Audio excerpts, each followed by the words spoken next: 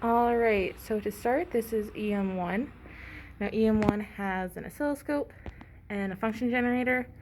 Now remember to listen to this whole video so that you know exactly what to do and what to include in your lab report so that I know that you watched the video. So to start, we have 4 setups. This first one is just 2 cables with a non-connected ground. This one is part B. This one has a connected ground. And then our second one is, or our third one, excuse me, is our twisted paired line. So you'll see that the line is twisted. And then our last one is a coax cable, which is the black one right here. So for this lab, what I'll be doing is I'll be hooking up the BNCs to the appropriate parts of the oscilloscope, and I'm going to show you what they're going to look like. Okay, so these are diagrams of how our cables are supposed to look like.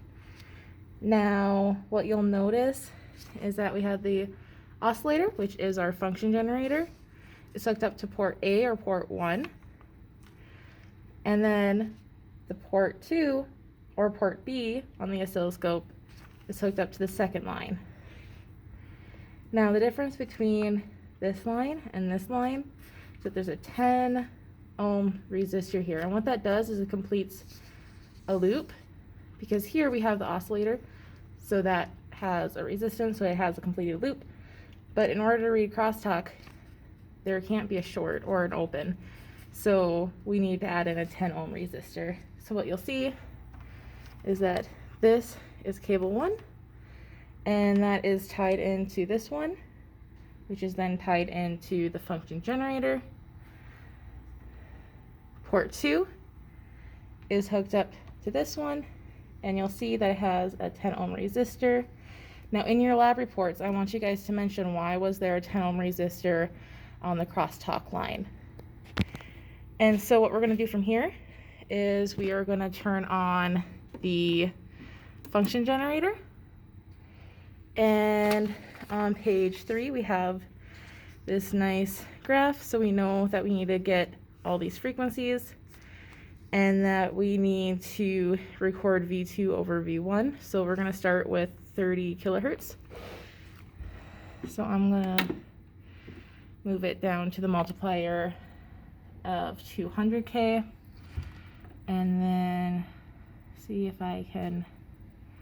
So this one is very coarse, it'll move things very quickly. This one is a fine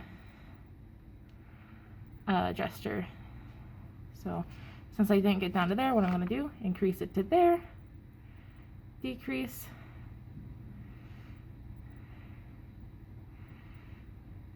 and then there we go. All right, so now we have it set to 30 kilohertz.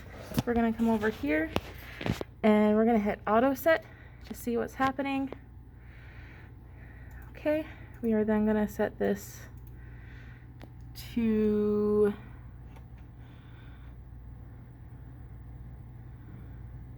trigger couple AC. Okay, hit auto set again. Alright, and this alert is just for the bottom one, which we don't have to worry about much. So our values for the channel 1 peak to peak, that is going to be this top one. Channel 2 peak to peak is going to be that bottom one. Channel 1 should always be bigger than channel 2. Remember, channel 1 is actually hooked up to the function generator.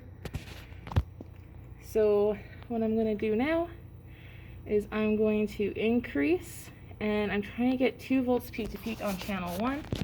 It's going to be a little hard.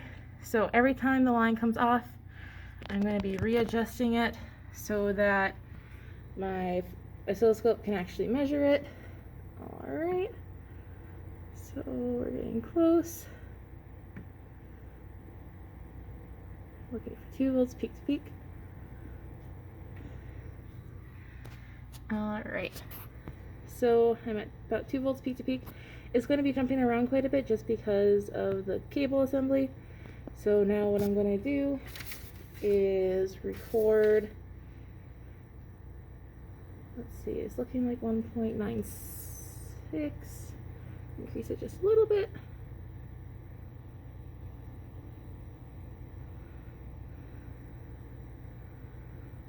All right. Then do another auto set. And what do we got? There we go, that looks a little better. All right, so I'm gonna do 2.08 volts over, that is